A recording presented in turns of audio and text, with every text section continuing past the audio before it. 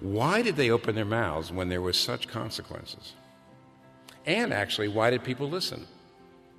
See, why did the Christians speak and why did people listen? And that's important for us today, because the fact of the matter is that even though we're not facing anything like the social cost that the early Christians were, we are shutting our mouths. We do sense that cost. So we want to find out, why did the early Christians open their mouths when there was that kind of cost? My food is to do the will of him who sent me. I tell you, open your eyes and look at the fields. They're ripe for harvest. Even now the one who reaps harvests a crop for eternal life, so that the sower and the reaper may rejoice together. That goes by so fast. Let's just to take a second to realize what he's saying. First of all, he's likening what he just did, and he's likening what the woman is doing. He just shared the words of eternal life with her. And now she's sharing her faith with others. And he calls that sowing and reaping. In other words, he's likening it to sowing seed. It makes sense. In other words, when you're telling people about Jesus, it's like planting a seed. And what you're hoping is they will believe and they'll get eternal life.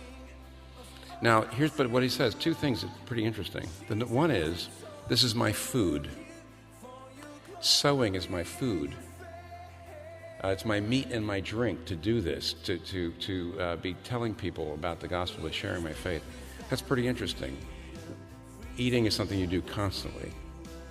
You've got to do it constantly. And what he's really trying to say is sharing the faith is something that ought to just be your meat and drink. It ought to be ordinary.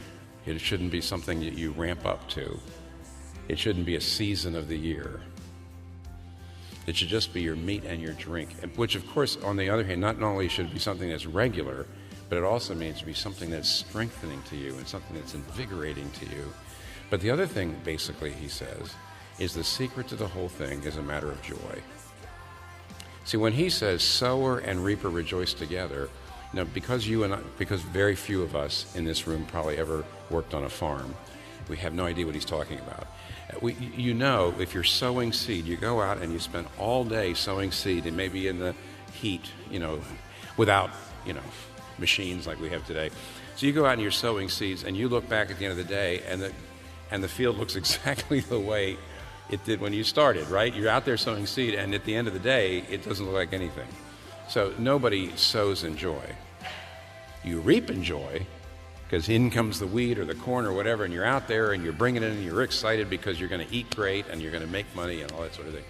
He says, no, when it comes to sharing your faith, both sower and reaper rejoice together. And what that's got to mean is this, that sharing your faith is not unto joy, it's out of joy.